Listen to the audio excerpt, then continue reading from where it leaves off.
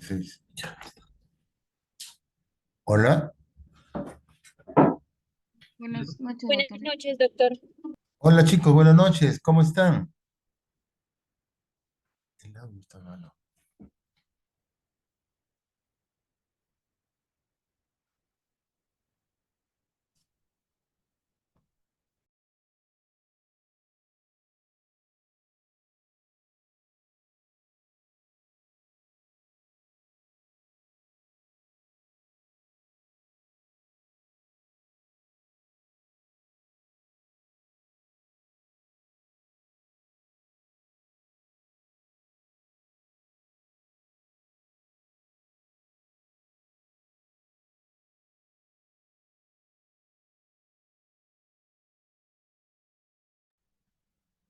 Hola chicos,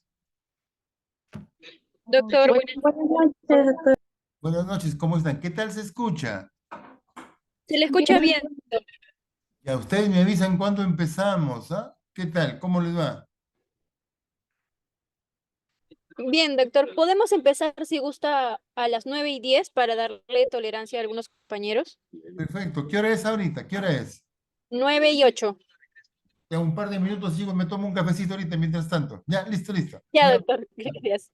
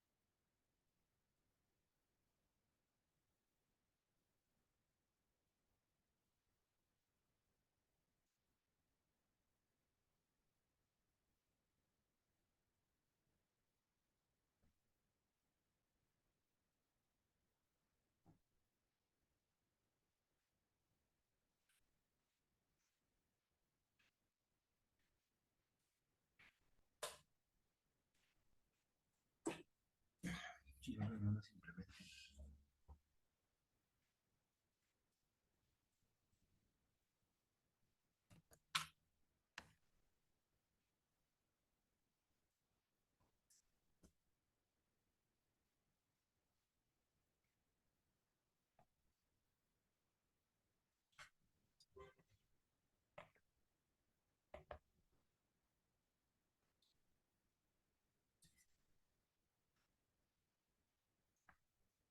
Hola chicos, hola, Sí, doctor. Sí, doctor, se se escucha le bien, escucha. ¿no? Sí, Sí, doctor, se le escucha bien. Listo, entonces vamos empezando, ¿ya? Hoy vamos a conversar un poquito. La forma es esto, yo voy a presentarles algunas diapositivas, algunos comentarios. Si ustedes tienen alguna pregunta, la dejamos al final o al momento que ustedes gusten, ya para ponernos de acuerdo, algunas dudas que tengan ustedes, ¿ya? Entonces, hoy vamos a conversar algunos aspectos respecto a una patología conocida con el nombre de epilepsia, que puede significar una enfermedad determinada o un síndrome que acompaña a muchas enfermedades diferentes. Ya, primero trataremos de definir lo que conocemos como epilepsia. La epilepsia, como ven ustedes en la lámina, se caracteriza por una tríada. Dice acá trastornos bruscos. ¿Cómo así? La epilepsia está caracterizada por trastornos que aparecen de repente, de un momento a otro. Doctor, Sí, dime. doctor, disculpe. Nosotros solo estamos viendo la primera diapositiva que dice epilepsia Julio César Pérez Villegas. No estamos viendo la siguiente diapositiva. A ver, un ratito. Ahora, ¿ven otra? No, doctor. ¿No? Seguimos viendo la misma. Ya, un ratito, un ratito, un ratito, un ratito.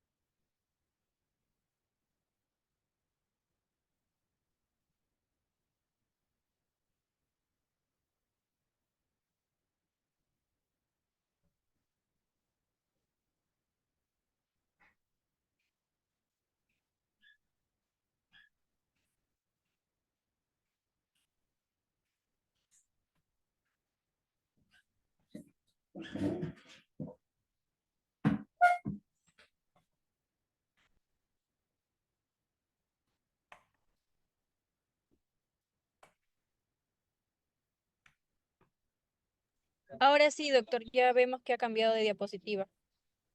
Ya, perfecto. A ver, un ratito, vamos a ver. ¿Se ve ahí una? ¿Cambió?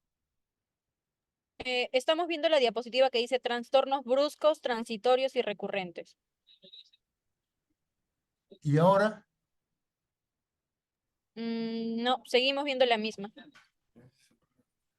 Doctor, o en todo caso, si gusta, ahora sí ya cambió, pero si gusta, me puede pasar la diapositiva por WhatsApp y yo comparto la pantalla.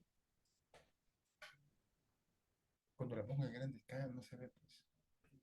Ahora se ve, Sí, cambia. doctor, sí, ahora sí cambia.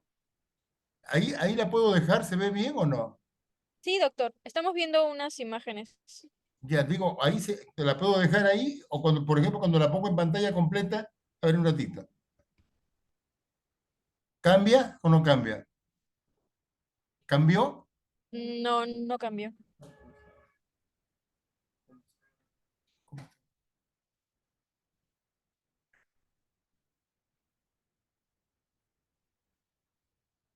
Por ejemplo, ahí, así chiquita como está, ahí sí cambia. ¿Se ve bien o no?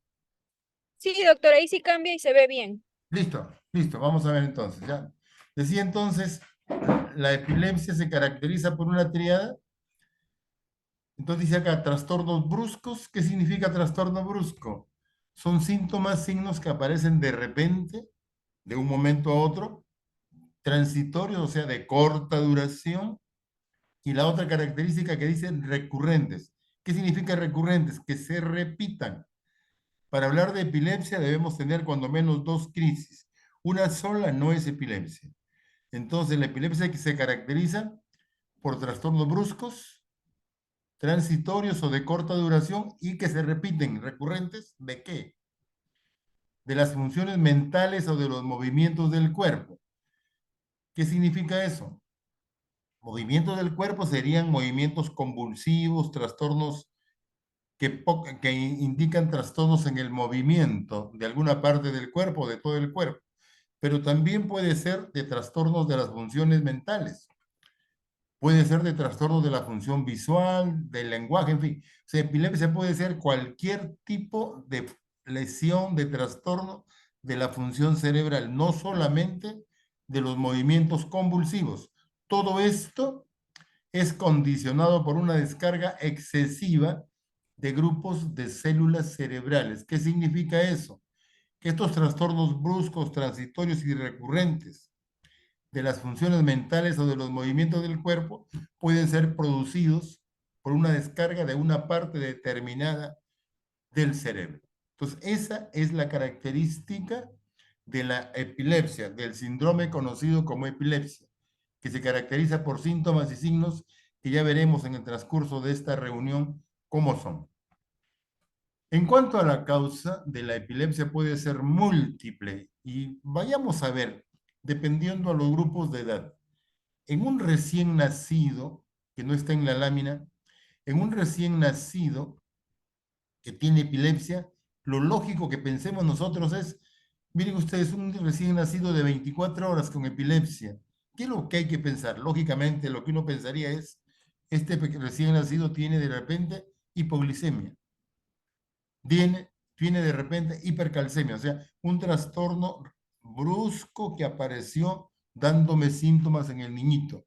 Y lo más lógico de pensar es que tiene baja de glucosa y eso nos está produciendo eso. En chicos más grandecitos, en lactantes, la causa más importante es la anoxia o isquemia perinatal. Trastornos que se producen al nacimiento, generalmente al nacimiento, dificultades en el periodo expulsivo que hacen que disminuye la circulación hacia el cerebro y nos lleva a isquemia o anoxia perinatal, anoxia cerebral. Traumatismos craneales del parto también es otro factor importante. A veces el parto se realiza muy rápido, muy violento, y al nacer la cabeza del pequeñito, del recién nacido, choca con violencia contra el canal materno, contra la pelvis ósea, y eso puede desencadenar una cicatriz o algo que puede producir algún tipo de epilepsia posteriormente. Como dice ahí, las infecciones, trastornos metabólicos son cosas que se presentan con cierta frecuencia. En niños más grandecitos, los traumatismos craneales son importantes, las infecciones, y acá aparece las llamadas crisis idiopáticas, la llamada epilepsia tipo gran mal, que ya la definiremos cómo es más adelante, pero aquí es un tipo de epilepsia que se presenta en chicos que no tienen generalmente alrededor de los 12 años, 11 años, 13 y 14 años, que no tienen ninguna patología evidente, pero sí generalmente hay un antecedente familiar de epilepsia y que cuando lo examinamos no encontramos ningún trastorno en el sistema nervioso central ni periférico. Y ellos tienen convulsiones, crisis convulsivas tónico-clónicas, es la llamada epilepsia tipo gran mal. A esta edad también podemos encontrar la llamada convulsión febril. Su nombre es convulsión febril, es convulsión con fiebre, que se presenta en chicos entre los 6 meses y los 5 años de edad. Acá son convulsiones generalizadas tónico-clónicas de corta duración, que duran generalmente segundos, menos de un minuto, donde el niño no tiene ningún otro trastorno. Tenemos que diferenciar esto, porque la convulsión febril no requiere tratamiento farmacológico, porque la convulsión febril no es epilepsia. ¿Ya? Entonces, hay que diferenciar que una convulsión con fiebre, generalmente alta, entre un niño de 6 meses de edad hasta los 5 años, no requiere tratamiento farmacológico, porque eso se llama convulsión con fiebre, febril, perdón, donde la causa probablemente tenga que ver la fiebre. En personas más grandes, en adolescentes y en adultos jóvenes, los traumatismos craneales son importantes, las infecciones. Acá las crisis idiopáticas que hablé hace un ratito son más frecuentes porque ya son adolescentes y aparece un trastorno adicional, el abuso de sustancias tóxicas. El abuso de sustancias tóxicas como por ejemplo cocaína, alcohol, anfetaminas, sobre todo cocaína, es muy importante como etiología de la epilepsia, ya sea generalizada o focal. Y esto generalmente es en adolescentes y en adultos jóvenes. La epilepsia cocaínica ya ha sido descrita hace varios años, que puede ser una epilepsia generalizada tónico, clónica o focal, que se presenta sobre todo en chicos jóvenes, que fue descrita por primera vez hace más o menos 40 años por el profesor Raúl Gerí en el Hospital 2 de Mayo. Por primera vez en el mundo fue descrita, más o menos, que fue en la revista de Neuropsiquiatría en el año 1988-89, que fue descrita por primera vez. Ya después, años después, ya apareció varias publicaciones en revistas muy importantes en el mundo, pero la primera fue una publicación que se hizo en el Hospital 2 de Mayo, donde el profesor Gerí fue el autor y algunas de las personas le acompañamos en eso. Bien, en personas de 30 años hasta 50, los tumores cerebrales pueden ser importantes. En nuestro medio encontramos una patología que se llama neurocisticercosis, que es un parásito que produce sus huevos y los deposita en la corteza cerebral y eso desencadena convulsiones, sobre todo de tipo focal. Es un grupo importante de trastornos a esta edad. Y después de los 50 años, la causa más importante es el desorden vascular cerebral, ya sea infarto o hemorragia, sobre todo infarto como causa importante de epilepsia y también, por supuesto, los tumores cerebrales. Entonces, en cuanto a la causa de la epilepsia, hay múltiples causas y la forma mejor para pensar acá, para ubicar la causa, es por grupos de edad, como es lo que nos estamos refiriendo en este momento. Hay muchos tipos de epilepsia y varias clasificaciones. Esa clasificación que les estoy presentando, llamada Clasificación Internacional de las Crisis Epilépticas, es una clasificación antigua, hecha ya hace buen grupo de años, que se adapta perfectamente a nuestro medio.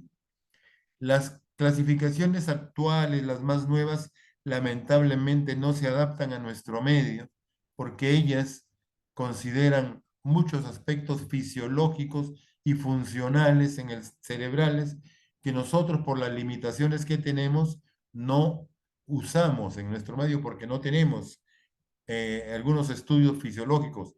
Por eso es que esta clasificación que les estoy presentando es la que se adapta muy bien a nosotros y es la que vamos a seguir. Así tenemos que en general hay dos grandes grupos de crisis. La número uno, las crisis generalizadas, como dice acá, simétricas bilateralmente, y las crisis parciales que tienen siempre comienzo focal. Esos son los dos grandes grupos de crisis. Y encontramos una tercera, la llamada síndromes epilépticos especiales, que son síndromes un tanto raros, que pueden ser generalizadas o parciales. Estos síndromes epilépticos especiales generalmente son raros porque son de muy mal pronóstico. A ver, veremos cada uno de ellos. Las generalizadas son muchas. Tenemos las tónicas, clónicas, tónico-clónicas, las crisis de ausencia, las crisis mioclónicas y las crisis atónicas o acinéticas. Estos cuatro grandes grupos son los que tenemos nosotros. A ver, vayamos por las crisis generalizadas tónicas o tónico-clónicas. Estas crisis generalmente son las que hemos visto todos en algún momento. Se produce una descarga en forma generalizada acá en la corteza cerebral, lo que estamos viendo acá, este cerebro puesto de color rojo, como si lo hubiésemos encendido. Hay una descarga que no aparece en un punto específico, sino en forma generalizada a todo el cerebro. Y no olvidemos, si tenemos una descarga generalizada eléctrica en el cerebro, el paciente va a estar inconsciente.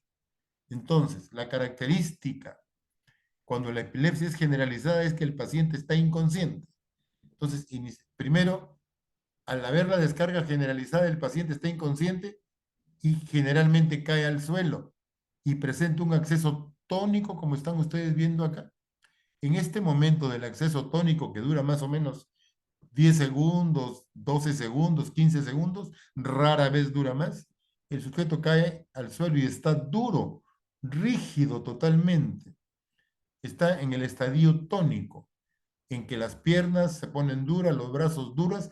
En este momento el sujeto deja de ventilar, el sujeto no respira, tiene parálisis respiratoria, se relajan los esfínteres.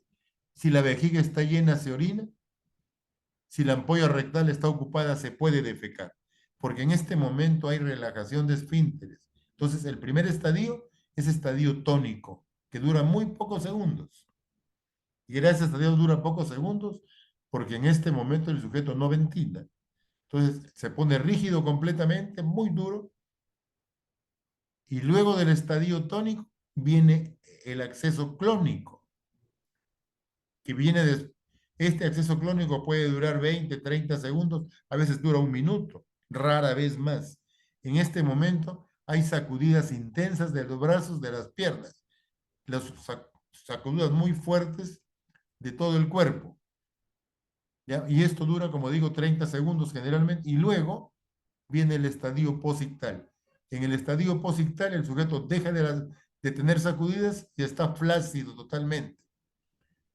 Este periodo posictal puede durar, pues, de repente 1 minuto, 2 minutos, 10 minutos, a veces más. Entonces, esta es la secuencia.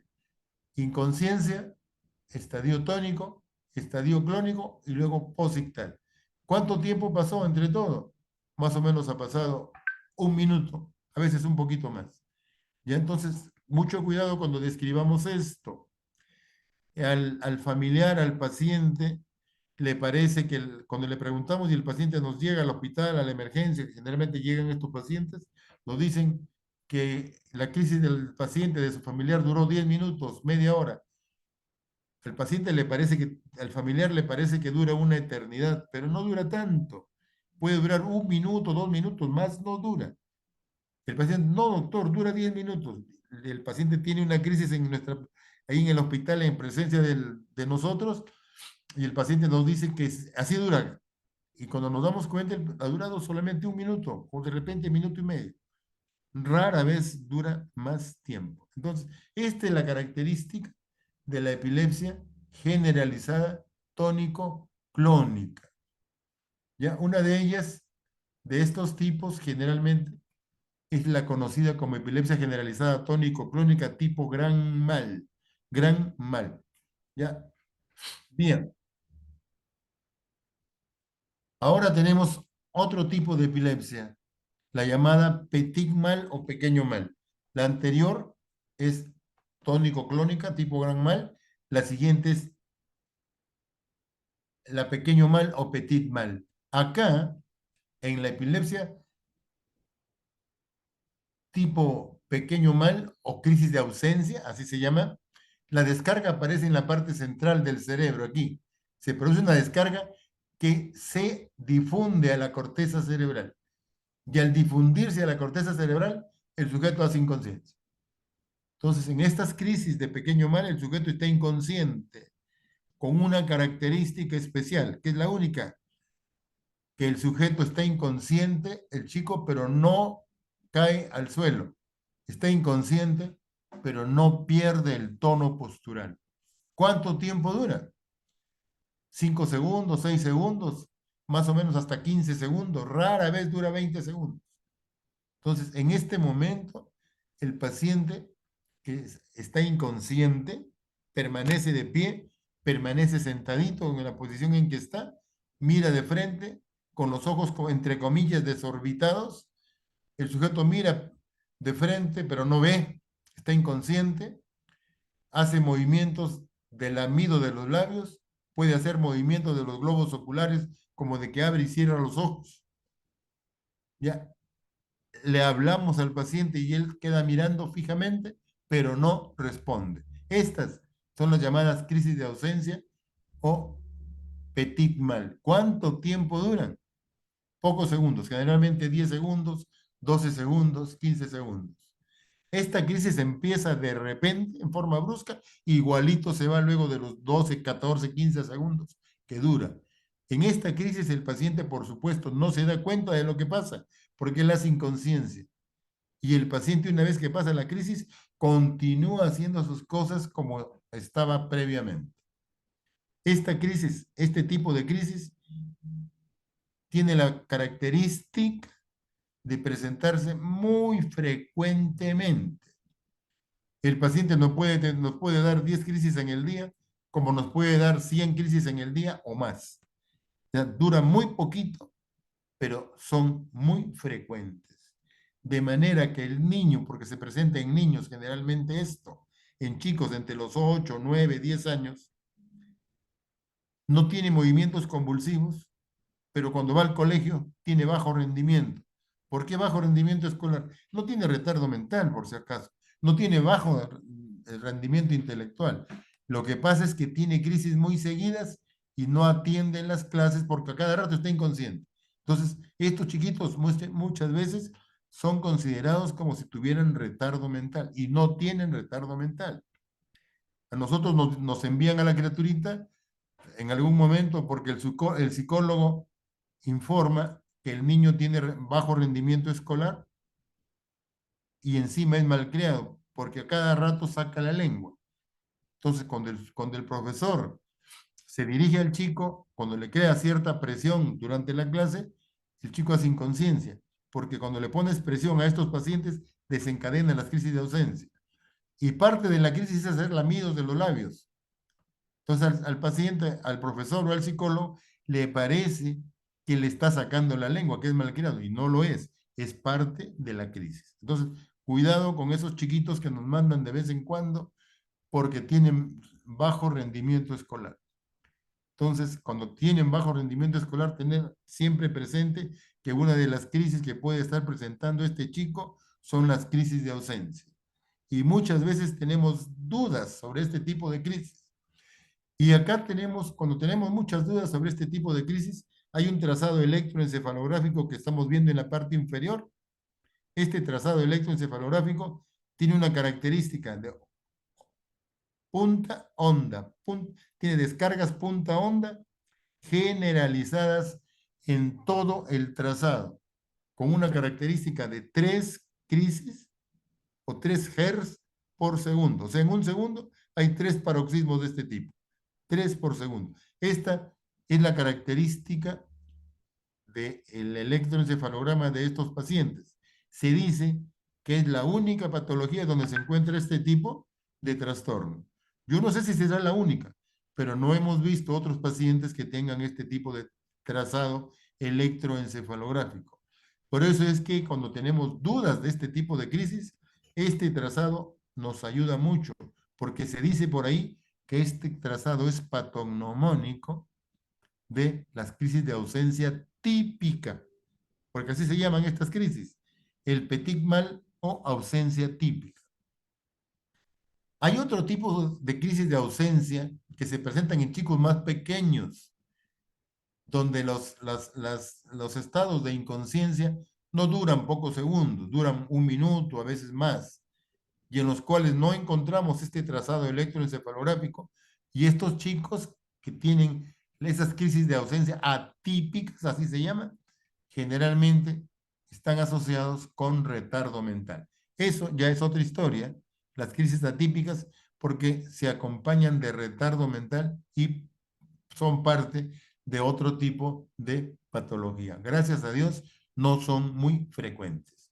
Pero estas crisis de ausencia que están ustedes viendo aquí, las llamadas ausencias típicas, sí son relativamente frecuentes.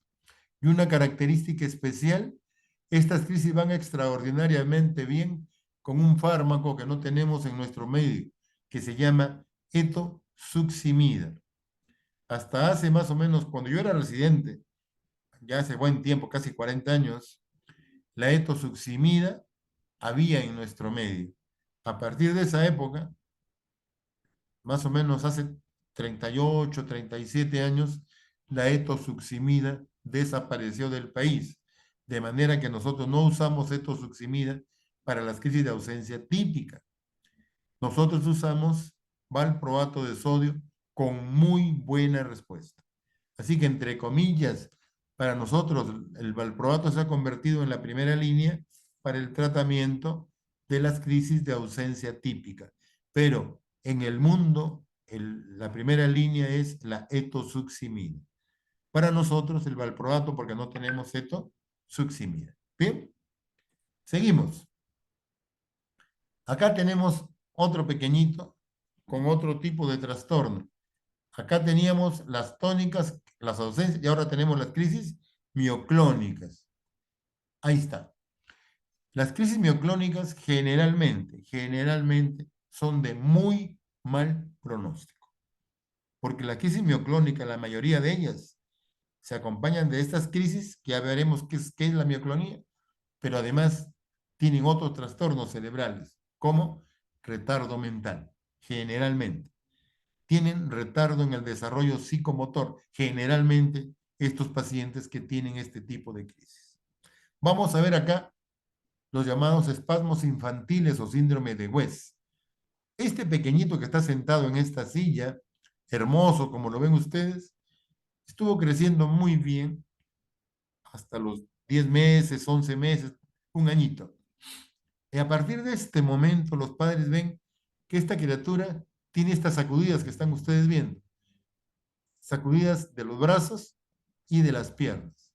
Son mioclonías, descargas mioclónicas. En este momento empezó la tragedia de este niño, porque a partir de este momento va a tener este tipo de descargas, que es muy frecuentes, varias veces en el día, pero además va a tener un trastorno cerebral que va a impedir un adecuado desarrollo de su función mental y además de su crecimiento corporal. Entonces, esta característica de estos espasmos infantiles frecuentes, más retardo en el desarrollo psicomotor, se conoce con el nombre de síndrome de West, que se presenta alrededor de los 9 meses, 10 meses de vida, un año de edad, y lo va a acompañar al niño por mucho tiempo. Estas crisis son muy frecuentes, pero sobre todo lo que más afecta al paciente es el retardo en su desarrollo psicomotor. Estos chicos generalmente tienen muchas crisis, no solamente las mioclonías, sino que además aparecen convulsiones tónico-clónicas, crisis acinéticas y una serie de trastornos de tipo epiléptico. Y el niñito generalmente fallece alrededor de la adolescencia. La mayoría de ellos fallecen en ese momento. Bueno, es una pena porque estos chicos tienen muchas crisis, ¿ya? Y como digo yo, hablando fríamente, felizmente la mayoría de ellos fallecen temprano porque es una pena ver a chicos que tengan trastornos tan frecuentes de muchas crisis epilépticas durante el día.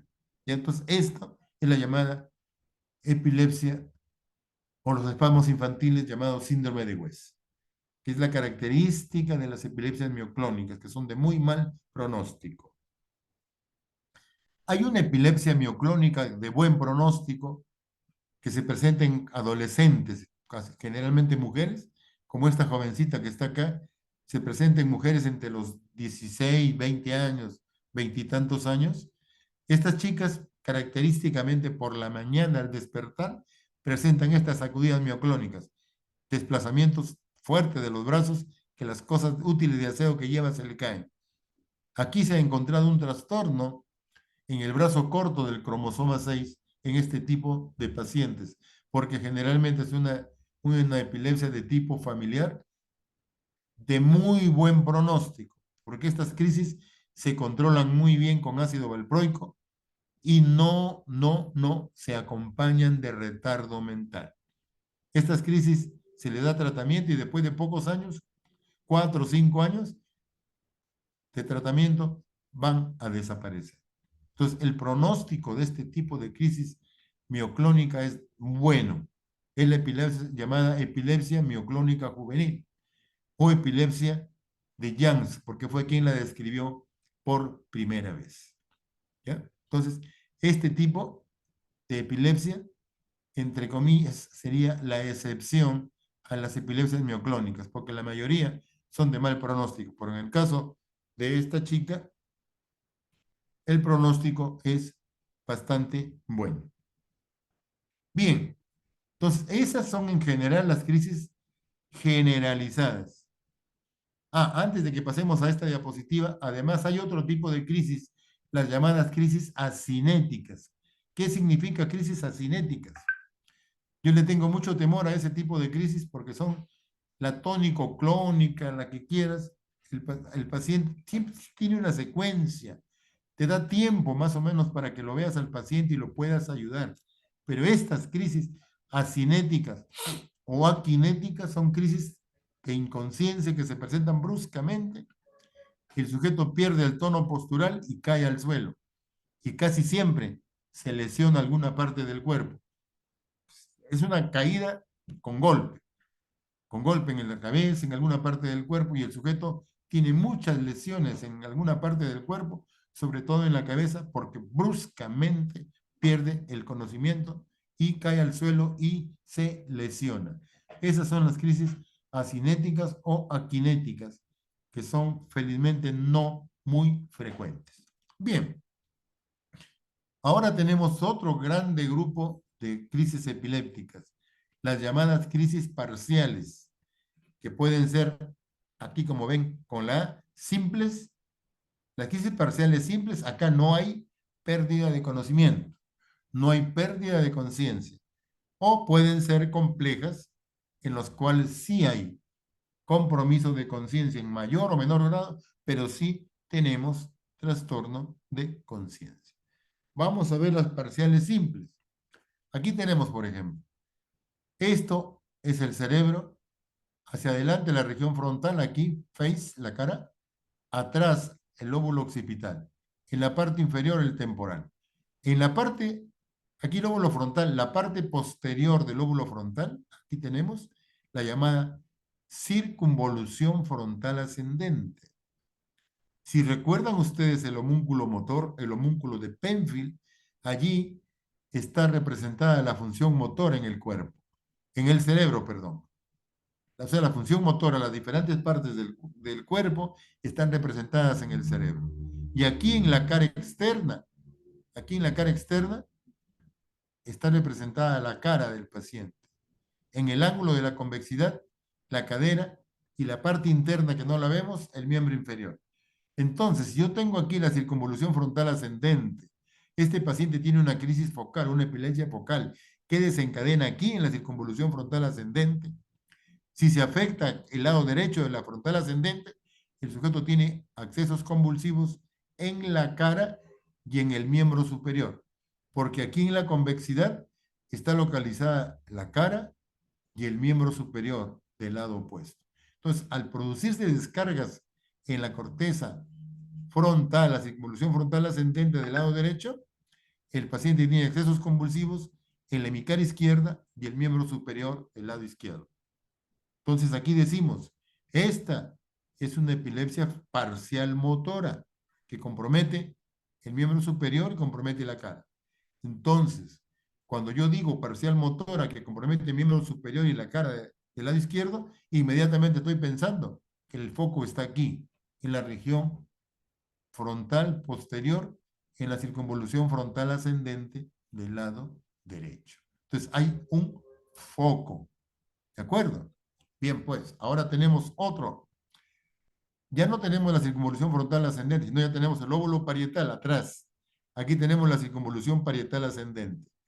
Así como hay una representación motora, miembro superior y cara, también hay una representación sensitiva, miembro superior y cara. Entonces, si yo tengo descargas aquí en la circunvolución parietal ascendente, que es parte del lóbulo parietal, que tiene que ver con la función motora y sensitiva, perdón, con la función sensitiva de la cara y miembro superior opuestos, el sujeto va a tener un trastorno sensitivo en la hemicara y el miembro superior del lado izquierdo. ¿De acuerdo? Entonces, lo que quiero que se entienda con esta lámina es que si el sujeto tiene un trastorno en alguna parte del cerebro, va a tener síntomas en la parte del cuerpo que está representada aquí, sin pérdida de conocimiento, porque solamente es un hemisferio cerebral el que se compromete. Cuando la lesión ya pasa al otro hemisferio, ahí sí hay pérdida de conciencia.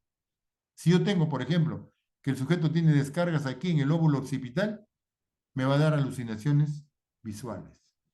Si tiene descargas en el lóbulo temporal aquí abajo, me va a dar alucinaciones olfatorias. Entonces, dependiendo de la parte del cerebro, de la parte de la corteza cerebral que se compromete, me va a dar los síntomas correspondientes. Continuando, tenemos acá otro tipo especial de epilepsia. Acá tenemos un tipo de epilepsia que compromete la parte profunda, el circuito mamilo-limbo talámico. Toda esta zona de la parte profunda que se extiende hacia el lóbulo temporal. Cuando el paciente tiene otro tipo de epilepsia llamada la epilepsia vegetativa o epilepsia diencefálica. Aquí el sujeto generalmente se queja de sensación de llenura, sensación de náusea, vómito, vomita el sujeto, y como está comprometiendo estructuras límbicas, estructuras que tienen que ver con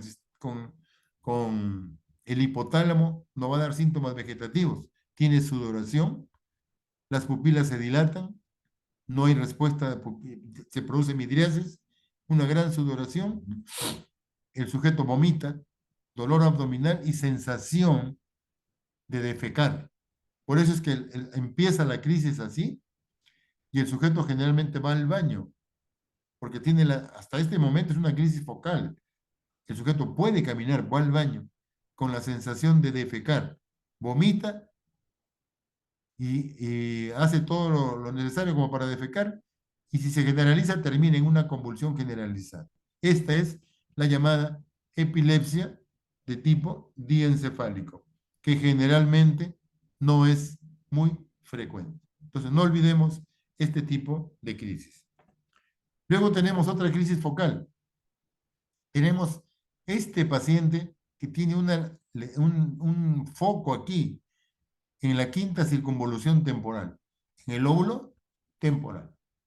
Si el paciente tiene trastornos, tiene epilepsia que afecta el lóbulo temporal, aquí la quinta temporal, el hipocampo, va a tener este tipo de de trastornos, las llamadas alucinaciones olfatorias o alucinaciones uncinadas. El sujeto tiene alucinaciones olfatorias, generalmente mal olor, mal olientes. Estamos en un grupo de chicos y de repente uno de ellos se queja de que alguien se defecó, que huele fétido, pero solamente lo percibe él durante segundos, un minuto. Los demás no perciben. Esa es una alucinación olfatoria, una crisis uncinada. Es una epilepsia del lóbulo temporal que afecta el hipocampo. Listo. Tengo otro paciente que tiene una crisis, un foco, en la primera circunvolución temporal. Entonces, este paciente tiene otro tipo de alucinaciones, alucinaciones auditivas. Entonces, ¿por qué? Porque aquí la que descarga es la primera temporal, donde está la zona primaria de la audición. Y acá, cuando es la quinta temporal, es la primaria de la olfacción. Entonces, alucinaciones olfatorias. Aquí tiene alucinaciones olfatorias cuando es, caramba, cuando es la quinta temporal, olfatorias, cuando es la quinta temporal.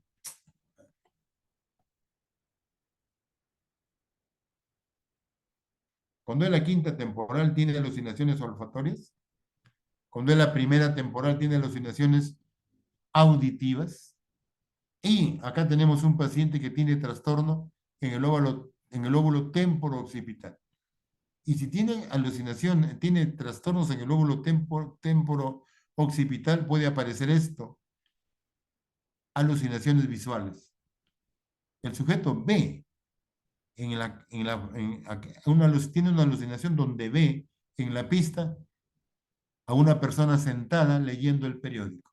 Esa es una alucinación. Está imaginando eso, entre comillas. O puede tener una ilusión visual. El sujeto ve un vehículo totalmente deformado.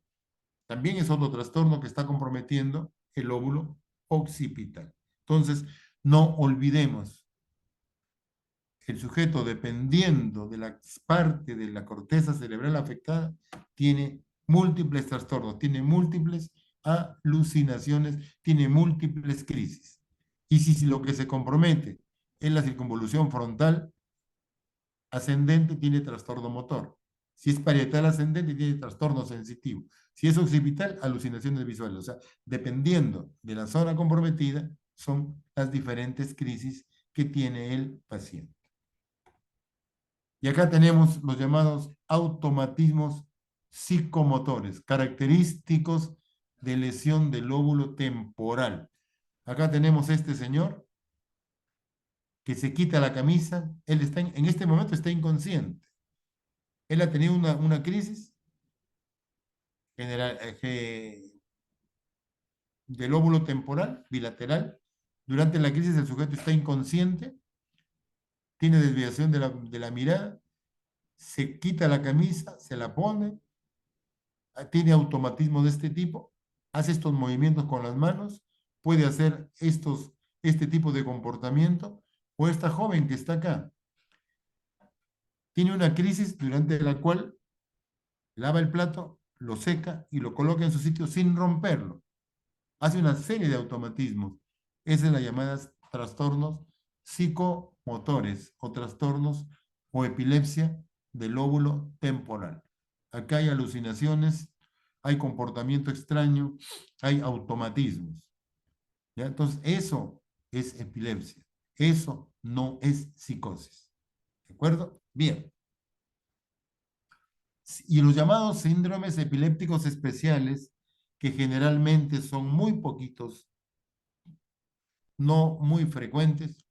Por ejemplo, tenemos mioclonías, la panencefalitis esclerosante subaguda, que es una panencefalitis, que es una encefalitis generalmente por infecciones virales posteriores al sarampión, a la rabia, en las cuales el sujeto tiene muchas crisis de tipo epiléptico, mioclónicas. La enfermedad de la fora, que es un tipo de epilepsia que fue descrita en Francia y que nosotros no la hemos visto en nuestro medio y que característicamente tiene crisis de tipo mioclónico.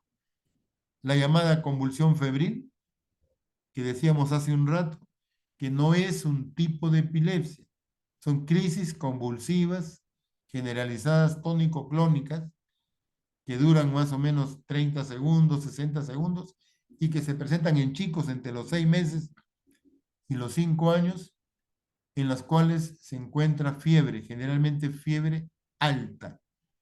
Eso tenemos que diferenciarlo porque eso no es epilepsia. Aquí la causa de esto es la fiebre. Aquí hay que dar tratamiento para la fiebre, la causa de esto, pero no dar tratamiento con anticonvulsivantes porque esto no es epilepsia. No olvidemos que si consideramos que un paciente tiene epilepsia, tenemos que darle tratamiento con antiepilépticos durante varios años. Pues si hay que pensarlo muy bien para darle tratamiento a alguien que no tiene epilepsia, darle tratamiento con anticonvulsivantes durante varios años. Mucho cuidado con eso. Luego tenemos las llamadas crisis histéricas o pseudocrisis. Hay personas que pueden simular algún tipo de epilepsia.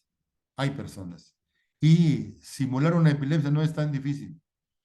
Hace muchos años, varios años, cuando yo hacía mis clases inicialmente, aprendí a hacer la crisis de ausencia, a hacer las crisis tónico-clónicas, y me acuerdo que en el aula le demostraba a los chicos cómo era una epilepsia tónico-clónica. Son cosas que uno aprende y hay gente que aprende eso y lo puede simular. Entonces, no olvidemos, cuando tengamos un paciente de esa característica, derivémoslo con alguien que tiene experiencia, que pueda diferenciar. A veces no podemos diferenciar, sobre todo cuando no tenemos mucha experiencia, este tipo de trastornos. Seguimos. Algo sobre la fisiopatología. Tenemos las crisis parciales y las generalizadas. En las parciales dice excitabilidad patológica de un grupo localizado de neuronas corticales. O sea, aquí la excitabilidad está en un grupo de neuronas, hay un foco.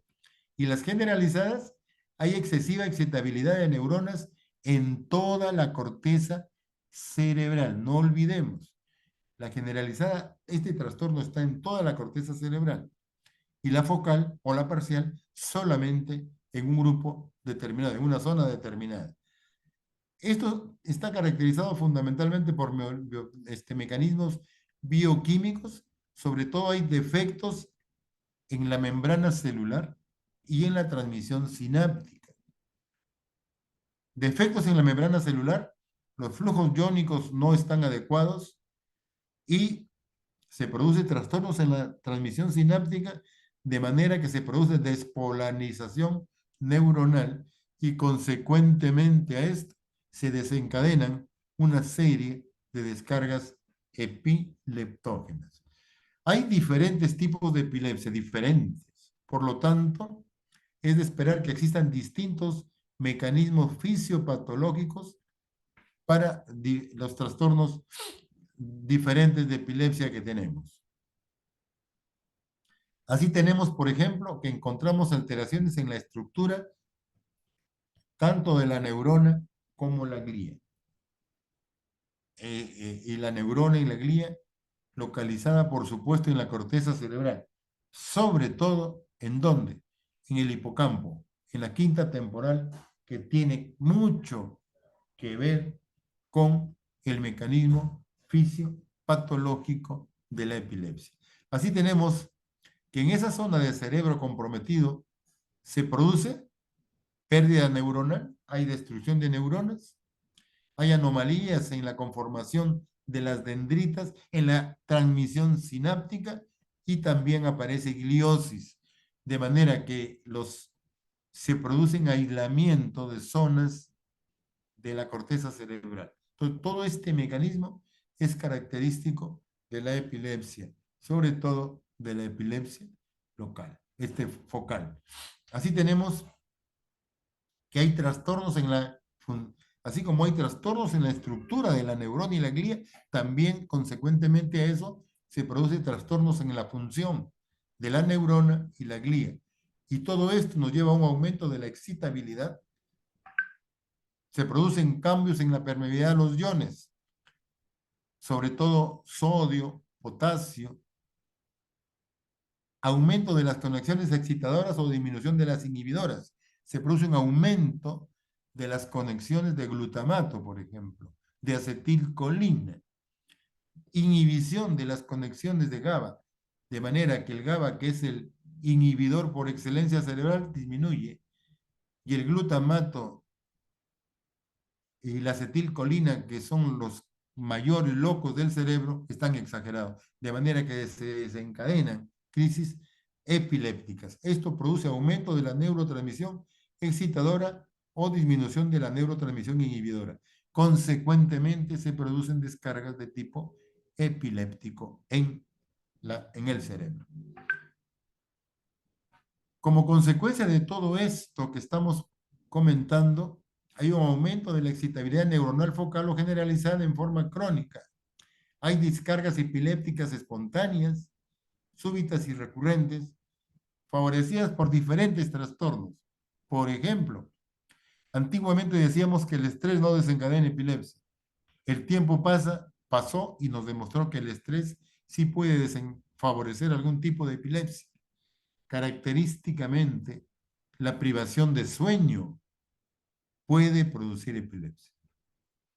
Así que el paciente con epilepsia que no duerme bien probablemente siga teniendo crisis.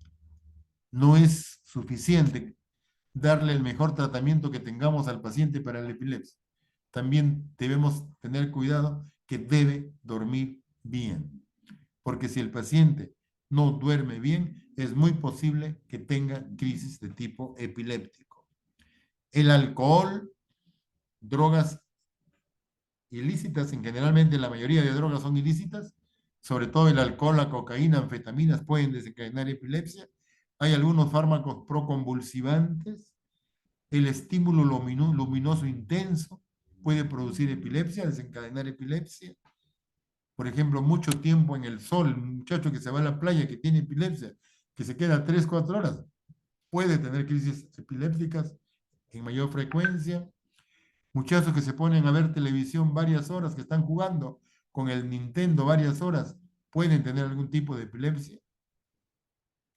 A veces el ciclo menstrual también puede desencadenar algún tipo de epilepsia, porque se dice que cuando a la mitad del ciclo menstrual puede haber cierto aumento, un poquito de edema en el cerebro, y eso puede desencadenar algún tipo de epilepsia.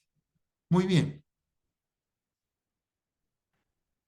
Acá tenemos las llamadas crisis focales o parciales, y tenemos en el lado izquierdo un esquema del cerebro y en el lado derecho unas características del electroencefalograma. Cuando yo tengo un foco acá con el número 3, 4 aquí, cuando tengo un foco en la corteza cerebral y hago un trazado electroencefalográfico, característicamente voy a tener acá esta descarga de puntas. Hay un trazado en el número 3 y otro en el 4, y aquí aparecen puntas. Es característico. Cuando hay un foco, el trastorno encefalográfico que aparece es punta. Entonces, si yo encuentro entre 3 y 4, 3 y 4 la región frontal, un trazado encefalográfico que demuestra esto, me dice que entre 3 y 4 hay un foco porque hay una descarga de puntas aquí. Entonces, cuando yo tengo una epilepsia focal, esperaría encontrar en el electroencefalograma una descarga de puntas. Y cuando esto se generaliza, aparece acá una descarga generalizada de puntas. Se dice entonces crisis focal con generalización secundaria. Entonces, no olvidemos, foco de puntas, epilepsia focal. Y ahora tenemos epilepsia generalizada. Acá no hay ningún sitio, no hay un foco acá. Acá la descarga es en toda la estructura de la corteza cerebral. Entonces aparece un foco de punta onda, perdón, un foco no, un paroxismo punta onda en todo el trazado electroencefalográfico. Entonces no olvidemos, foco de puntas me dice crisis focal, descarga generalizada punta onda me dice epilepsia generalizada. Esa es la característica del trazado, del trastorno que se encuentra en el trazado electroencefalográfico. Bien, vamos a resumir entonces el mecanismo fisiopatológico. Hay algunos mecanismos fisiopatológicos característicos de la epilepsia. Alteraciones en los canales iónicos. Por ejemplo, hay aumento de sodio, baja de potasio, aumenta de calcio, característico de la epilepsia. Y el otro trastorno es trastornos en los neurotransmisores. Están aumentados los niveles de acetilcolina y glutamato, sobre todo glutamato, que es el más excitador de la corteza cerebral, y disminuido los valores de ácido GABA aminobutírico, que es el inhibidor por excelencia. Entonces, durante la epilepsia encontramos baja de glutamato, baja de GABA y aumento de glutamato. Bien, unas palabritas sobre el tratamiento. En cuanto al tratamiento, vamos a considerar algunos aspectos. Número 1, eliminar la causa y factores predisponentes. 2, regulación de la higiene física y mental. 3, tratamiento farmacológico. Y 4, tratamiento quirúrgico. Vamos uno por uno. Tratamiento de la causa y factores predisponentes. Si yo sé la causa de la epilepsia, probablemente voy a poder tratarla adecuadamente. Si no sé la causa, como algunas veces ocurre, no tan infrecuente, no voy a poder tratar adecuadamente la epilepsia. ¿De acuerdo? Bien. Entonces, si yo tengo una infección, como están ustedes viendo acá del sistema nervioso, lógicamente debo tratar la infección. Si tengo un paciente con una meningitis, una encefalitis, ya sea viral, bacteriana, micótica, lo que sea, lo ideal es tratar la causa, tratar la encefalitis, porque no consigo nada dándole medicamentos al paciente para la epilepsia si no trato la causa de esto. Igualmente, si hay un trastorno metabólico, toxo, endocrinológico, por ejemplo, característicamente cuando hay hipoglicemia, el paciente tiene convulsiones. ¿Qué hago yo tratando la epilepsia que aparece en un paciente con hipoglicemia cuando no trato la hipoglicemia? Aquí el tratamiento es tratar la hipoglicemia y el paciente va a estar bien. Si le voy a dar medicamentos para la epilepsia y no trato la hipoglicemia, esto por supuesto que va a ir muy mal. Entonces, lo ideal es tratar la causa de lo que está pasando. Si tengo un paciente con una lesión expansiva cerebral, un tumor cerebral, un meningioma que me produce epilepsia muy severa, ¿qué hago dando antiepilépticos al paciente si no trato el meningioma? Aquí hay que operar el meningioma, sacar el meningioma y eso va a disminuir o a desaparecer las crisis epilépticas que tiene el paciente. Igualmente, una crisis en la corteza cerebral, un traumatismo que haya tenido el paciente, deja una cicatriz cortical, que muchas veces son lesiones muy severas con crisis muy frecuentes. Entonces ahí lo que se recomienda, si detecto una cicatriz cortical que es causa de algún tipo de epilepsia frecuente, sacamos la cicatriz y eso mejora considerablemente el paciente. Entonces, si conozco la causa y la puedo tratar, eso es lo ideal para tratar al paciente con epilepsia. Higiene física y mental. Número 1, cumplimiento de la medicación. Esto es uno de los factores muy importantes en el tratamiento del paciente con epilepsia. ¿Cómo es esto? Cumplimiento de la medicación. Yo trabajo en un hospital público que es el Hospital 2 de Mayo, donde pues se ve la realidad del país, ¿no? Donde va gente muy pobre, como la gran mayoría de gente del país. Ahí en el hospital se ve las cosas. Entonces, algunas personas, no tan infrecuente, tienen convulsiones, tienen epilepsia, porque no tienen los medios suficientes para pagarse el medicamento. Eso actualmente ya no ocurre mucho, porque gracias a Dios existe el SIS, el Servicio Integral de Salud, que ha cubierto el tratamiento de todo el país. Toda aquella persona que no tiene algún tratamiento, algún seguro como de salud o cualquier seguro privado, el gobierno le aperturó atención a través del sistema integral de salud.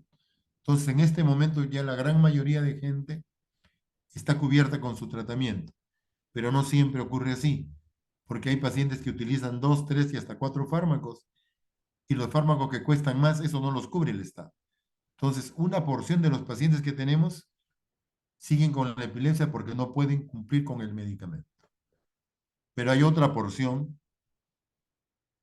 que no cumple con el medicamento, no porque no lo pueda comprar, sino porque el medicamento produce efectos secundarios.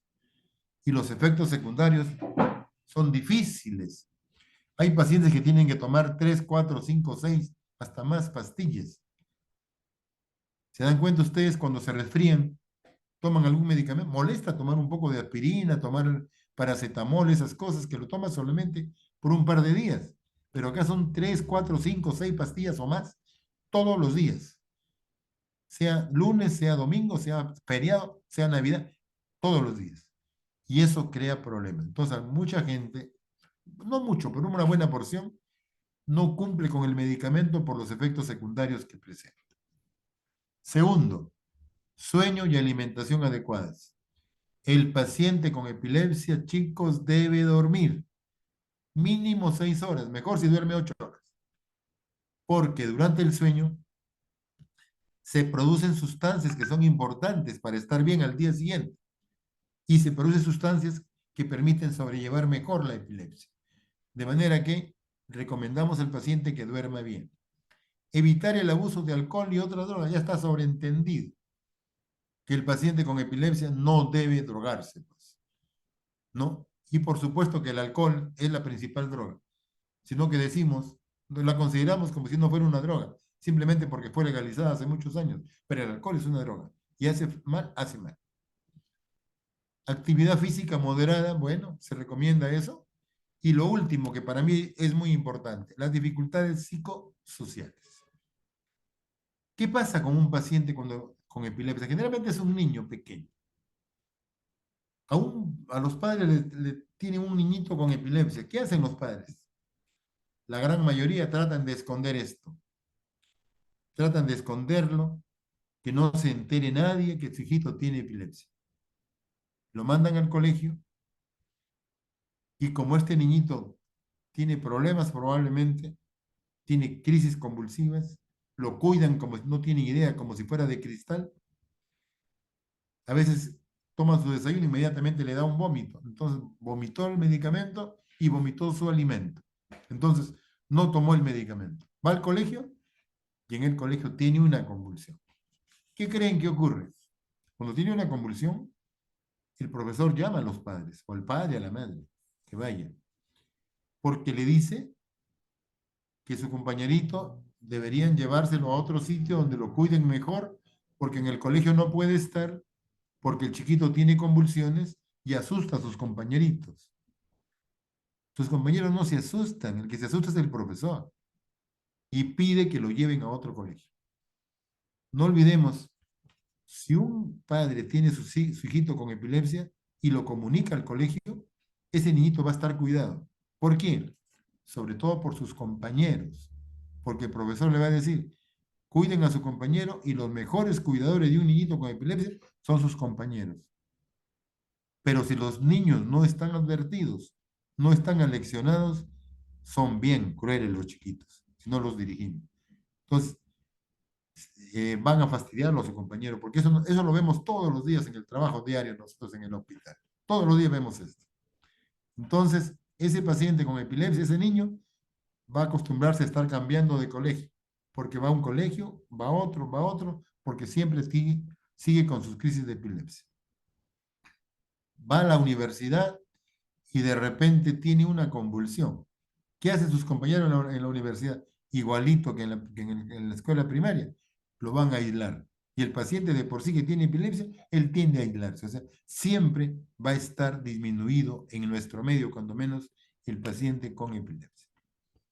Así que, chicos, por favor, la epilepsia no es nada muy malo.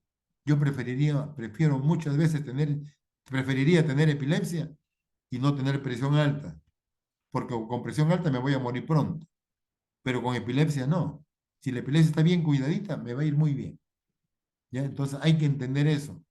Seamos médicos que tratemos pacientes, no seamos médicos recetadores de medicamentos, nada más, porque el paciente tiene una función mental, tiene una función psicológica, tiene un comportamiento social y hay que tratarlo al paciente de ese modo, darle su medicamento, prescribirle el medicamento, hacer que entienda lo que le estamos diciendo, que entienda cómo tome su medicamento y apoyarlo psicológicamente, que es muy importante. ¿Ya? Porque la epilepsia está estigmatizada en todo el mundo, pero sobre todo entre nosotros. Bien, ahora sí, tratamiento farmacológico. Los objetivos, por supuesto, control adecuado de las crisis. El objetivo es que no tenga convulsiones, que no tenga crisis. Dos, no interferir la función cognitiva. Hay fármacos que han mostrado, cuando se usan en dosis pequeñas y sobre todo en dosis altas, que interfieren la función cognitiva del paciente. Y tres, evitar efectos adversos peligrosos. Yo me dedico a investigación y una de las cosas que más cuido es el evento adverso del fármaco. Justo hoy día, discúlpeme porque no hice la clase temprano, tuve una reunión con un grupo de investigadores con los que trabajo en el mundo y tuve una reunión, caramba, que empezó a las 10 de la mañana y ha terminado a las 6 de la tarde. Una reunión de 8 horas más o menos con un grupo de gente con la que trabajamos, que nos hemos puesto de acuerdo sobre ciertas cosas de una enfermedad que se llama esclerosis múltiple. Y créanme, me había quedado dormido, vine a mi casa y me había quedado dormido cuando me pasaron la voz. Oye, son 10 para las 9, me dijiste que te pasara la voz. y por eso me desperté y estoy haciendo la clase. Discúlpenme, ya, pero por eso es que no hice la clase en la tarde. Bueno, yo me dedico a eso, me dedico a investigación. Entonces, una de las cosas que más cuido yo, evitar el efecto adverso del medicamento. No olvidemos, el medicamento es muy importante porque tiene un efecto farmacológico, pero también tiene eventos adversos y tenemos que sopesar. ¿Vale la pena usar este medicamento? ¿El evento adverso no es peor que el efecto farmacológico del paciente? Siempre pensemos de ese modo, por favor. Yo les sugiero, ustedes que son jovencitos, hay que pensar en eso, porque no olvidemos que este medicamento es para personas tan iguales como ustedes o como yo, que queremos que vayan bien, como nos gustaría que nos traten a nosotros. Bien. Tratamiento farmacológico. El inicio del tratamiento farmacológico. Cuando es crisis única o crisis repetida. Crisis única, dijimos ahora, no tratar. Cuando es una sola crisis, no tratar, porque eso no es epilepsia. Epilepsia son crisis repetidas. Y cuando son mínimo dos crisis, ahí sí le doy tratamiento. Entonces, crisis repetida, la norma general, dar tratamiento. Crisis única, la norma general, no trata. ¿Hay excepciones? Sí. Por ejemplo, lesión orgánica cerebral. ¿Qué significa eso? Tengo un paciente que ha tenido una sola crisis, una sola. Entonces la norma me dice no dar tratamiento. Perfecto. Le hago una tomografía o una resonancia y encuentro un foco, un granuloma tuberculoso, un absceso cerebral, una cicatriz cortical. ¿A ese le doy tratamiento? Sí, claro. ¿Por qué? Porque con lo que encontré ahí, lo más probable es que se repita. Entonces, ahí hay una excepción. Un síndrome epiléptico definido. Tengo un paciente que tiene 6 hermanos, 7 hermanos, de los cuales 4 tienen epilepsia, aparte de él, que ha hecho una sola crisis. Miren, de 7 hermanos, 5 tienen epilepsia. ¿A ese le doy tratamiento? Sí, sí, sí. Porque probablemente por el antecedente esto se va a repetir. Y 3, dice criterio en contra del paciente. Tengo un paciente con una sola crisis y le explico, señor, esto no necesita, la norma dice que no hay que darle tratamiento. Doctor, yo quiero que me dé tratamiento. Señor, le digo, pero usted no necesita, no importa, doctor, pero yo quiero que me dé tratamiento. Señor, me dice, le explico, señor, no debo dar tratamiento porque si se complica con el tratamiento que le voy a dar, yo voy a tener problemas porque voy en contra de la norma. Doctor, si me complico yo porque me va a dar más crisis y usted no me da tratamiento, yo lo voy a enjuiciar a usted. Y tiene razón. Entonces, hacemos una excepción y le damos tratamiento y registramos en algún lado. Le estoy dando tratamiento porque el paciente me lo está pidiendo. ¿De acuerdo? Eso ocurre. No tenemos tiempo en este momento porque yo tengo muchas anécdotas de esto y precisamente criterio en contra del paciente he tenido como 3 anécdotas.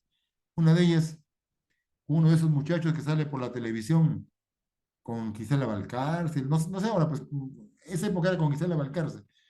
Y he tenido también problemas, no problemas, sino con un paciente que fue un congresista. De este grupo no, de este grupo de delincuentes que hay ahora no, del grupo anterior, que me pidió que le dé tratamiento porque tuvo una convulsión y me dijo, doctor, si se repite esto, va a terminar mi vida como político, así que por favor necesito. Entonces tuve que darle tratamiento. En algún momento comentaremos eso.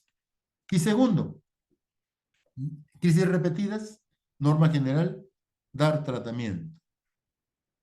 Excepciones sí hay. Por ejemplo, intervalo intercrisis muy largo.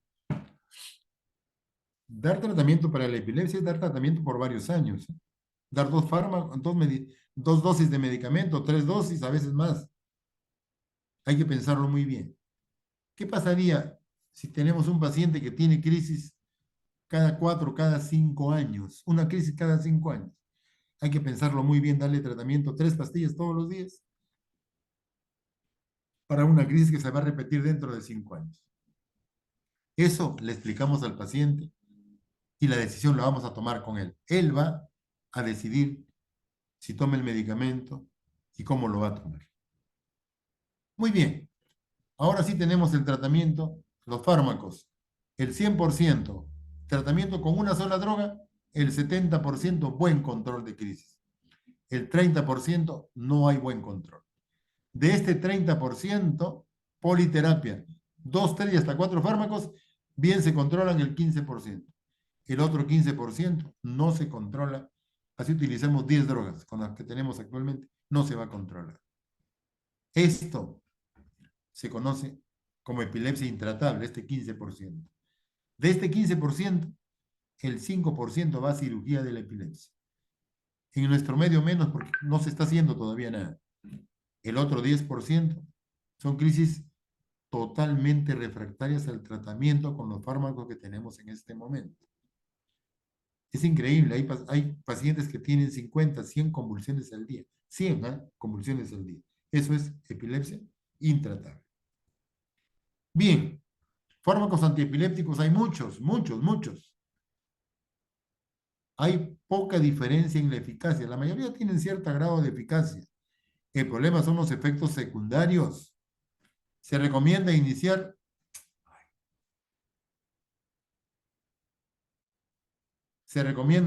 dosis bajas y progresivamente ir subiendo la dosis hasta encontrar el efecto terapéutico que necesitamos.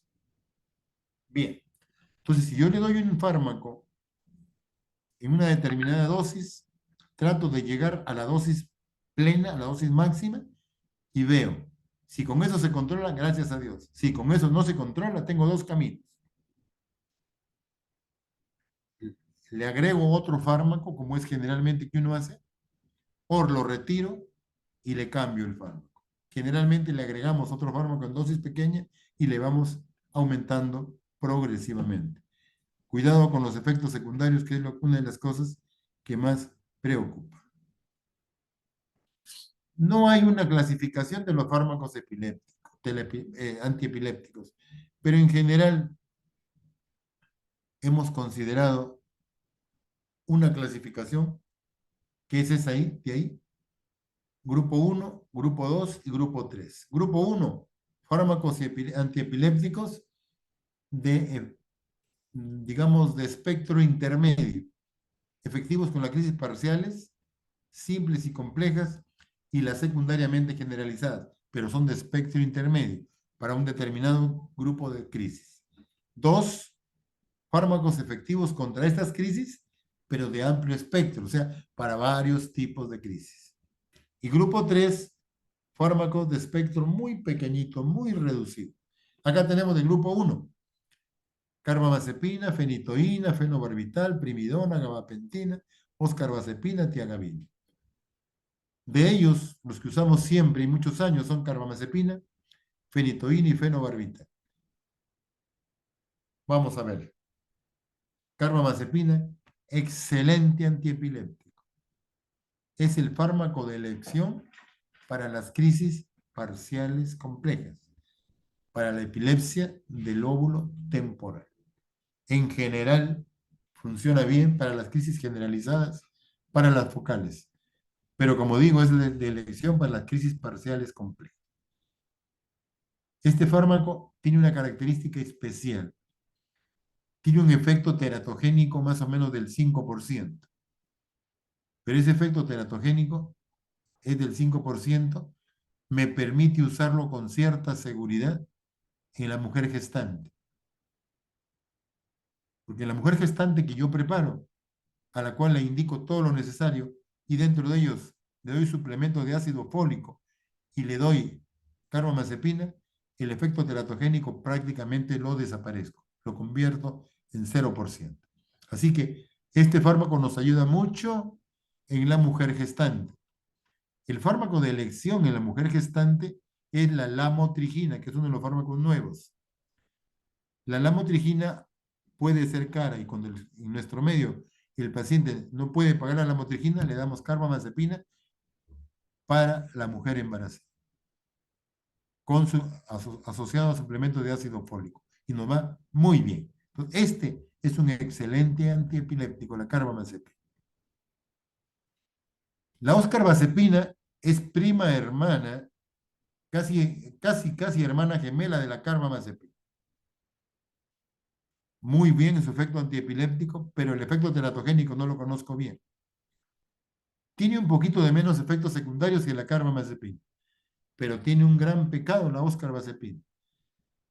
Mientras la carbamazepina es muy barata, 100 pastillas en nuestro medio cuestan 10 soles, la oscarbazepina cuesta 20 o 30 veces más que la carbamazepina. De manera que este medicamento para nuestro medio es complicado, porque es excesivamente caro. Entonces, yo particularmente no lo uso. Ya no lo uso porque es muy similar a la carbamazepina, pero el precio es muy alto. Entonces, por ese motivo es que nosotros en general, no lo usamos en nuestro medio. Fenitoína, excelente antiepiléptico. Buena acción tanto para las crisis parciales como las generalizadas. Pero tiene un pecado. Sí, ¿dónde está el pecado? El pecado es su uso crónico produce efectos estéticos en el paciente. Hasta hace unos años, bueno, ya un buen grupo de años, hasta hace 20, 30 años, era la primera línea para la epilepsia. Pero conforme pasa el tiempo, nos dimos cuenta que el efecto estético que produce este paciente, este medicamento se da casi en el 60-70% de los pacientes. ¿Qué pasa? Con el uso crónico, con el uso crónico, este medicamento, con el uso crónico, produce hiperplasia gingival. Las sencillas se ponen muy gruesas. Los sujetos se llenan de vellosidades, de pelos. Las chicas terminan afeitándose. Entonces, el efecto estético no es bueno, es muy malo. Entonces, por ese motivo es que ya no se usa. No se usa mucho, ¿eh? Porque se sigue usando. Para, como digo yo, para el paciente que no tiene medios económicos, funciona muy bien, pues. Para el que tiene, no, porque él ya puede escoger otra cosa. Pero para el que no puede escoger, tiene muy buen efecto antiepiléptico. Y la otra cosa buena de este fármaco es que hay parenteral. Hay para utilizarlo en forma parenteral, de manera que me sirve para el estatus epiléptico. La gabapentina, cuando apareció hace como 20 años, le tocaron bombos y platillo el mejor antiepiléptico. Pasa el tiempo y nos dimos cuenta que no tiene mayor efecto, mayor utilidad como antiepiléptico. Pero el fabricante vio que podía servir para el dolor y lo derivó al dolor neuropático. Y actualmente la gabapentina se usa para dolor neuropático, pero no para la epilepsia. O sea, para la epilepsia no nos ayuda. Fenobarbital, excelente antiepiléptico, excelente. Pero tiene un pecado, sí, duerme mucho sueño le produce al paciente. El metabolismo del fenobarbital dura una semana, 8, 10 días. O sea, una dosis de fenobarbital la tenemos en el cuerpo una semana. A diferencia de los otros que dura pues 8 horas, 10 horas, 24 horas, pero no una semana. Le das al paciente y lo tienes dormido mucho tiempo. Como antiepiléptico, excelente, pero duerme mucho el paciente. Y los estudios han mostrado que usado en niños chicos produce cierto grado de retardo del desarrollo intelectual. De manera que mucho cuidado con su uso. Fármacos del grupo 2, o sea, de amplio espectro, de muy buen espectro. Valproato, excelente. Lamotrigina, excelente. Levetiracetam, excelente. Valproato de sodio, muy bueno, muy bueno. Es el fármaco de elección para la epilepsia generalizada tónico-clónica. Bastante bien. Incluso se ha encontrado un uso bastante bueno para los cambios en el humor en la gente. De manera que los psiquiatras lo usan bastante para esto. ¿Tiene un pecado? Sí, tiene su pecado. Su pecado del valproato es que sube mucho de peso, pero eso no importa tanto. El pecado más severo es sus efectos teratogénicos. Los efectos teratogénicos son 2%, 5%, pero tienen efectos teratogénicos malos, tras defectos en el tubo neural. Los pacientes se ha mostrado que pueden nacer con espina bífida, cosas de ese tipo, o sea, cosas muy malas, muy malas. Entonces, aquí se recomienda no usarlo en la mujer gestante, por supuesto. está proscrito en la mujer gestante. Mujer joven, en edad, fértil, mucho cuidado cuando usemos este medicamento. Mucho cuidado porque puede quedar embarazada. Y nosotros somos médicos nada más, no somos el dueño de la paciente. Y no podemos decidir por ella.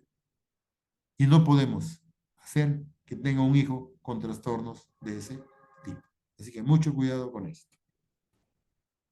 La motrigina, para mí hasta este momento, el mejor antiepiléptico que tenemos. Es de amplio espectro. Casi sirve para todos los tipos de epilepsia. Sus efectos teratogénicos son mínimos hasta este momento. Es el que menos efectos teratogénicos produce. Es el fármaco de elección para la mujer embarazada, en nuestro medio y en el mundo. Gracias a Dios ya su costo se está bajando, porque cuando vino era muy caro, cuando recién vino, hace 15, 20 años. Actualmente ya, como se está popularizando su uso, ya ha bajado bastante el costo. Sigue siendo alto todavía, pero ya no tanto. Entonces, esa es la primera línea para la mujer embarazada. ¿No? Pero nosotros usamos eso, pero si la paciente no puede pagarlo, usamos carbamazepina, como les dije, con suplemento de ácido fólico. Bien, este fármaco sirve casi para todos los tipos de epilepsia. Topiramato tiene buen efecto farmacológico, un poquito menos que la lamotrigina, pero tiene efectos teratogénicos mayores, así que no lo usamos para la mujer embarazada. El levetiracetam, otro fármaco, es un excelente levetiracetam, un excelente antiepiléptico, pero tiene un pecadazo, es muy caro hasta este momento. Una pastilla cuesta 8 soles, 10 soles. 3 pastillas son 30 soles, 24 soles, y la gente no tiene para pagar eso. Pero antiepiléptico, excelente, levetiracetam. Y ahora tenemos en el grupo 3, estos no son antiepilépticos, excepto la etosuximida. La etosuximida es el fármaco de elección para las crisis de ausencia típica. Este es el fármaco de elección en todo el mundo. Entre nosotros no, porque no tenemos, nosotros usamos valproato. Ya, pero es la única indicación que tiene las crisis de ausencia típica. Los otros fármacos, acetazolamida es un diurético que se usa para la paciente que tiene crisis catamenial. ¿Qué significa catamenial? Tiene epilepsia cerca al ciclo menstrual, a la mitad del ciclo menstrual. ¿Por qué? Porque se dice que en ese momento hay cierto grado de hinchazón cerebral. En ese momento se utiliza para estos pacientes. Las benzodiazepinas no tienen mayor efecto antiepiléptico y los otros que aparecen ahí se utilizan en el estatus epiléptico. Bien, acetazolamida. En conclusión, en el lado izquierdo los clásicos antiguos que los conocemos hace más de 50 años y en el lado derecho los nuevos. En general, para las convulsiones generalizadas tónico-clónicas nos sirven fenitoína, carbamazepina, valproato, fenobarbital. Para las parciales simples, cualquiera de los anteriores. Para las complejas, la carbamazepina como primera línea. Los fármacos se pueden asociarse. Por ejemplo, podemos asociar fenitoína con fenobarbital. Muy bien. Pero no podemos asociar fenitoína con valproato porque compiten entre ellos. Podemos asociar muy bien carbamazepina con ácido valproico, con valproato. Muy bien. Y los nuevos, levetiracetam, la motrigina, topiramida, se pueden asociar con cualquier fármaco. Y por último, el tratamiento quirúrgico, que más o menos va al 5% de pacientes en el mundo. Requisito, convulsiones intratables. ¿Qué significa? Que el paciente no mejora con ningún fármaco que tenemos, que más o menos es el 15%. De ellos, tenemos que demostrar un solo foco epiléptico. Cuando es el lóbulo temporal el comprometido, el porcentaje de éxito es 60-90% en el mundo. Entre nosotros no tenemos mucha experiencia en esto. A veces tenemos epilepsia generalizada e intratable. O sea, el paciente tiene, generalmente la epilepsia intratable es la focal, pero a veces tenemos generalizada. Cuando tenemos eso, se recomienda sección del cuerpo calloso. ¿Saben lo que significa eso, no? Separamos los hemisferios del paciente y el paciente vive como un vegetalito, como un animalito. pero la familia prefiere tener a su hijo, a su papá, a su mamá, así, a tenerlo con 50, 100 convulsiones al día, porque es muy penoso para la familia ver a su familiar que tenga tantas convulsiones. Y por último, epilepsia focal incontrolable. Hay pacientes que es imposible. Entonces, tiene convulsiones focales en el lado derecho que se generalizan. ¿Qué se recomienda? Sacar el hemisferio izquierdo. Y se hace. Se hace una hemisferectomía funcional, no sé cómo se llama. Entonces se saca el hemisferio funcionalmente. De manera que eso corta las crisis. Bien, entonces eso es lo que tenía sobre la epilepsia. Y, uy, caramba, van a ser las 11, 20 para las 11. 5 minutitos más para tratar algo y ahí terminamos. El estado epiléptico. ¿Qué es estado epiléptico? Son crisis que se repiten en el paciente durante un promedio de media hora, una tras otra, tras otra, tras otra, tras otra, sin recuperar la conciencia. Son crisis una tras otra sin recuperar la conciencia, mínimo durante 30 minutos. O una crisis muy larga que dure más de 5 minutos, 10 minutos. Eso se considera o se trata como estado epiléptico. ¿Hay consecuencias? Por supuesto que sí. No olvidemos que en el estado epiléptico tenemos un estadio tónico. En el estadio tónico el sujeto no ventila, hay hipoxia.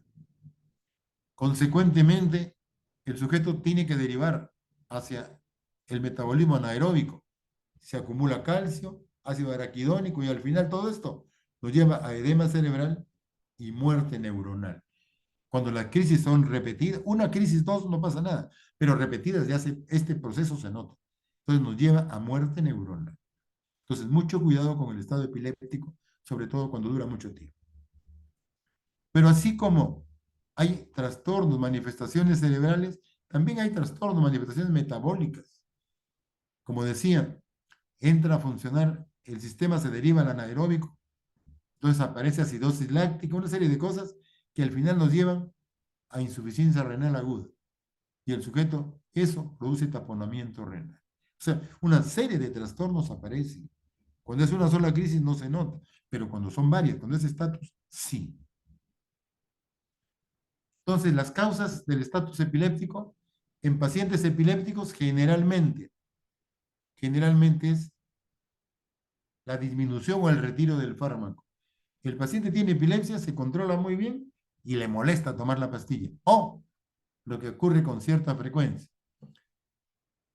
Tiene una fiesta el sábado, pues ya sea un varón o una mujer. Entonces, como va a chupar el sábado en la noche, entonces del día viernes deja de tomar el medicamento. Entonces dejó de tomar viernes y sábado. ¿Se imaginan? Más de un día sin tomar el medicamento, casi 2. Se va a la fiesta y en la fiesta toma alcohol, claro que sí. Y encima se acuesta, son 3 de la mañana, 4 de la mañana y sigue en la fiesta. Miren, 3 factores. No tomó el medicamento, no durmió y se intoxicó con alcohol y con otra cosa. Son 3 factores que se sumaron y el paciente hace estatus epiléptico. Eso es la causa, una de las causas más frecuentes del estatus epiléptico. A veces hay pobre respuesta a los anticonvulsivantes, sí, pues. Hay pacientes que no responden a los anticonvulsivantes y ahí puede aparecer un estatus epiléptico. Y lo que ocurre a veces, no tan infrecuente, es el abuso de alcohol o el retiro brusco de alcohol puede desencadenar un estado epiléptico. Eso es en pacientes epilépticos. Y en pacientes de presentación reciente, por ejemplo, un trastorno metabólico, sobredosis de drogas, sobredosis de cocaína. Yo mis primeros años de médico neurólogo, cuando llegué al Hospital 2 de Mayo, conocí al profesor Gerí, que en ese momento era un experto de cocaína en el mundo. Y yo trabajé con él me invitó y bueno, y trabajamos mucho. Y trabajé mucho pacientes con cocaína. Y yo lo acompañé al doctor en varias publicaciones sobre cocaína. Gracias a eso pude viajar por primera vez del país y me cubrieron todas mis cosas cuando viajé. Gracias a los trabajos que hicimos sobre cocaína, las publicaciones que tuvimos sobre eso.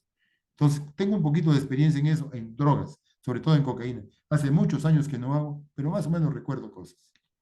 Y entonces, una de las cosas que he visto de estatus epiléptico es el uso sobreabuso de cocaína o suspensión del uso de cocaína. Entonces, estos factores pueden desencadenar estatus epiléptico. ¿Y cuántos tipos de estatus epiléptico hay? Tantos como tipos de epilepsia hay. Cualquier tipo de epilepsia puede dar un estatus epiléptico. Primariamente generalizado, secundariamente, parcial simple, parcial complejo, cualquier tipo. Los riesgos del estatus epiléptico, por supuesto que es una emergencia neurológica. De por sí una epilepsia es difícil. Imagínense, 30 minutos un paciente con una, otra, y no hay cómo controlarla. En los mejores centros del mundo, la mortalidad es del 10 al 12%. Cuando dura 60 minutos hay daño neuronal y dura 10 horas hay secuelas graves ya. En cuanto al manejo, por supuesto, vital identificar el tipo de crisis. No es lo mismo un estatus de ausencia, donde no sufre mucho el cerebro, o un estatus tónico-clónico, donde el paciente sufre severamente. Entonces, si es tónico-clónico, ay, me da mucho temor. Tratamiento y corrección de la causa. Si veo que el sujeto está con hipoglicemia, pues trato la hipoglicemia rápido y luego ya me voy al estatus epiléptico. Si tiene una meningitis, la trato eso y hago el estatus epiléptico. No ir de frente al estatus epiléptico olvidándome de la causa. Y por supuesto, el objetivo mío es detener las convulsiones inmediatamente. Porque con cada crisis que hay, aquí sí, el cerebro sufre. Así que hay que tratarlo esto lo más rápido posible. En el minuto cero, por supuesto, las funciones vitales deben estar bien. Necesito a alguien que sepa colocar agujas, una vía intravenosa de gran calibre, una muy buena enfermera que sepa hacer esto. Los análisis de sangre inmediatos, básicos, los análisis analítica básica, como dice aquí, gases arteriales. Si se puede, niveles de antiepilépticos, como por ejemplo dosaje de fenitoína, de carbamazepina, de fenobarbital, de valproato. Los hospitales deben, en lo posible, tener los medios necesarios, suficientes para poder dosar esto. Si puedo monitorear la presión arterial del paciente, hay que monitorearla. Si puedo monitorear con electrocardiograma, hay que hacerlo. Si puedo monitorear un electroencefalograma, lo cual es muy difícil, pero lo que se pueda, hay que hacerlo. Eso es inmediatamente que llega el paciente. Minuto 2, con la vía que tenemos, suero fisiológico, pero inmediatamente tiamina, 100 miligramos intravenoso, antes de cualquier cosa. El suero fisiológico y tiamina le pongo 100 miligramos. Porque si no hago esto, en nuestro medio, una gran porción de nuestros pacientes está desnutrido. Una gran porción ingiere alcohol. Y si está desnutrido y le doy glucosa o el tratamiento antiepiléptico, cuando despierte el paciente le crea una complicación. El síndrome de Wernicke-Korsakoff le puedo desencadenar. Por eso es que hay que colocarle vitamina B antes de cualquier otro procedimiento. Y en este momento, un bolo de 50 miligramos de glucosa al 50% o al 33%, un bolo de 100 mililitros. ¿Por qué? Porque el paciente puede que tenga hipoglicemia y esa sea la causa. Entonces le coloco. No lo es, pero es diabético. No importa, pero no le voy a hacer mucho daño colocándole un poquito de azúcar. Pero debo colocar esto. Esa es la norma. Minuto 5, miren, trabajan muy rápido. Acá le colocamos diazepam intravenoso 10 miligramos. O lorazepam, que son las dos cosas que tenemos. Cuando es estatus epiléptico se nos va a reír con esto que estamos haciendo. Pero de todas maneras la norma dice eso. Si no calmó, al minuto siguiente le coloco 10 miligramos más. Si no funcionó, ahí la paramos porque ya no va a controlarse. Entonces, en este momento se recomienda fenitoína intravenoso 18 a 25 miligramos por kilo. Más o menos le damos al paciente 1 gramo, o sea, 10 ampollas de 100 miligramos de fenitoína, que es lo único que tenemos endovenoso. Por favor, a 50 miligramos por minuto. O sea, la fenitoína, el gramo, debe pasar en 20 minutos. Mucho cuidado hacerlo más rápido. Me produce paro cardiorrespiratorio si me paso de darle 50 por minuto, 50 miligramos por minuto. Entonces, aquí hay que fenitoinizar al paciente o epaminizar al paciente, como decimos, porque generalmente encontramos epamín, que es fenitoína. Entonces le damos 50 miligramos por minuto. Hasta ahí ya pasaron 20 minutos más, ya van 25, 30 minutos. El paciente sigue convulsionando, como es en una gran parte. Entonces, en este momento se recomienda fenobarbital. Fenobarbital, 100 miligramos por minuto. Colocarle 1 gramo también, bien lentito. Yo le tengo mucho temor al fenobarbital. Fenobarbital y fenitoína juntos pueden desencadenar un paro cardiorrespiratorio.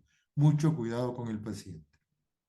Si hasta este momento, que ya pasaron 50 minutos, no se controló, acá le colocamos diazepam, le colocamos 10 ampollas de diazepam endovenoso lento, le colocamos 10 ampollas en un frasco de 500 centímetros en dextrosa. El diazepam se coloca en dextrosa y la fenitoína en cloruro de sodio. El diazepam lo colocamos en infusión continua, que pasa más o menos 14 gotas por minuto, 14, 20 gotas por minuto. Cuando hacemos eso, generalmente el paciente se controla, generalmente, pero es por un periodo corto. Algunos pacientes no se controlan.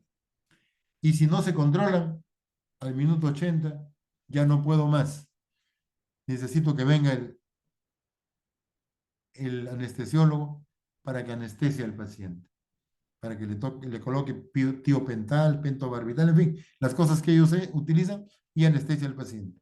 Porque con cada convulsión el cerebro sufre, con cada convulsión se destruye el cerebro. Mucho cuidado con eso. Bien, la última parte fue muy rápido, pero ya, no, ya van a ser las 11 de la noche. ¿Alguna pregunta, chicos? ¿Alguna pregunta? Todo claro. Todo claro, doctor. Perfecto, entonces nos quedaremos acá. Disculpen la hora. Hasta mañana. Gracias, chicos.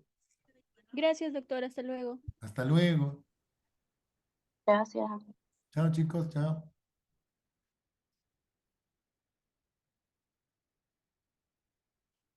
Gracias, doctor. Chao, chicos. Chao.